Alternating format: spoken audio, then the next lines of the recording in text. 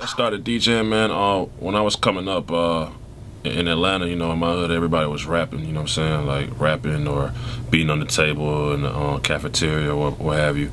And I just couldn't find my place in that, but I love music, you know what I'm saying? I would watch Yo MTV Raps every day, and I just loved the whole culture, whether it was down south music, East Coast music, West Coast music, whatever it may be.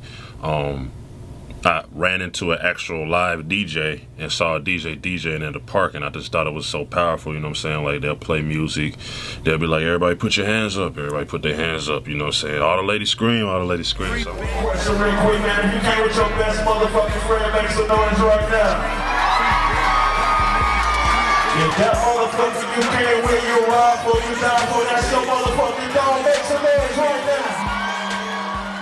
So I'm like, man, that seemed like more powerful than rapping or being on the table to me. So I instantly kind of just fell in love with the whole culture of it. You know what I'm saying? I saved up like all my lunch money and got my first turntable, which eventually turned into a pair of turntables. And then I would spend all my money, period, on, at the time, vinyl records. You know what I'm saying? Going to Earwax in Atlanta and different spots, just buying vinyl, and it just became a hobby, like a bedroom hobby, you know what I'm saying? It was just something I just did instead of playing video games or whatever the case may be. That's just what I did. I was DJing, you know what I mean? Man, I think that I've learned, and any DJ learns, that you can't really just play for yourself, but you have to obviously play music that you enjoy as well, you know what I'm saying? So every record that I play, obviously, I might not be wild about, but if I'm making the people happy, you know what I'm saying, then it makes me happy. So I say my style really caters to the people, you know what I'm saying?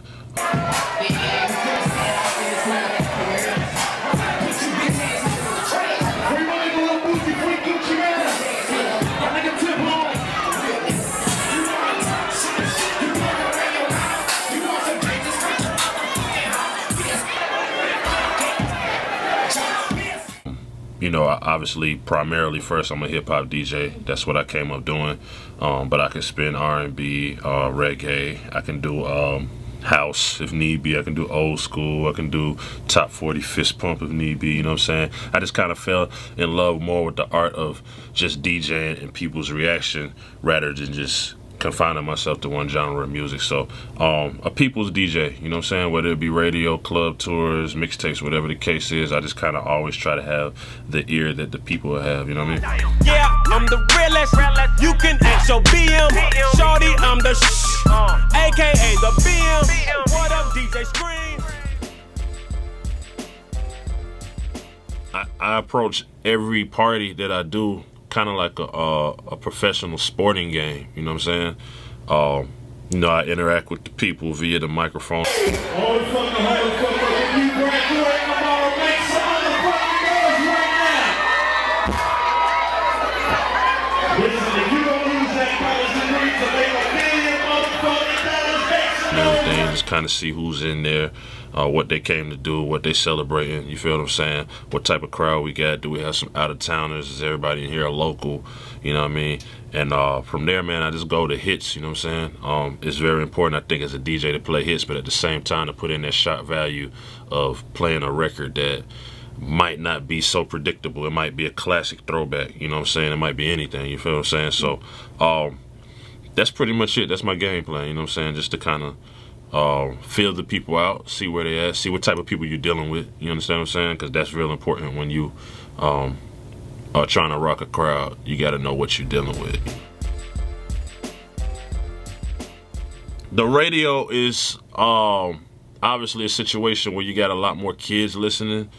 You might have some people that's really, really, really elder listening. It's not likely that you go into a club and you see a 7-year-old or a 70-year-old for that matter. So, you know, the club is all about that demographic, those people, the college people or the people that's 21 and up that's drinking, that just came to party.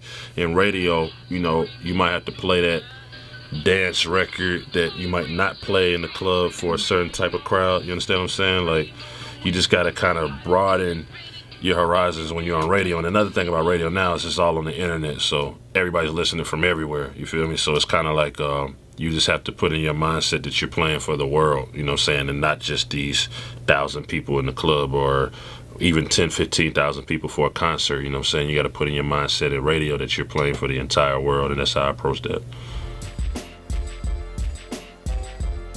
You know what I'm saying? Everybody has a culture in different cities. Like if you go to Texas and New Orleans, they have their own culture. Like they listen to what's on the radio, but at the same time, like they have their own records that I've never heard in life and that you won't hear unless you go to New Orleans. You understand what I'm saying? Or Louisiana.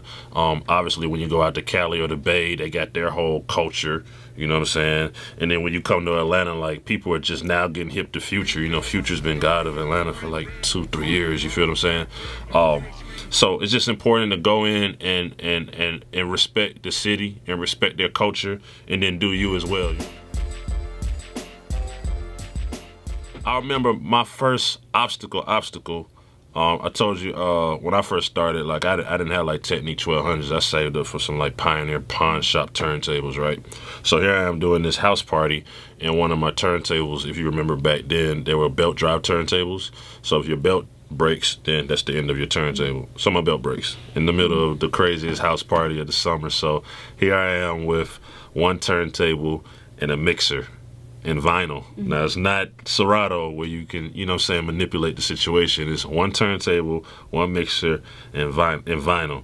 Now this was the night of my career when I realized the importance of the mic, because I used to not talk on the mic. Like I would just DJ and then maybe there'd be a host or something. But at that time, I'm in a house party, everybody's just vibing, so I'm like, I don't need to talk on the mic.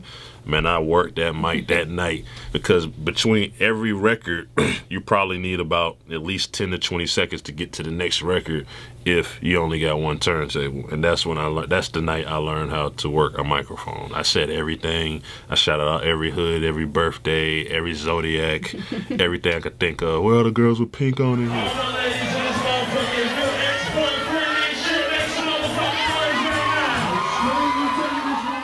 That's why it's important as a DJ to also have a certain amount of talent as an MC, because you never know when you have technical difficulties and people don't like the music to stop.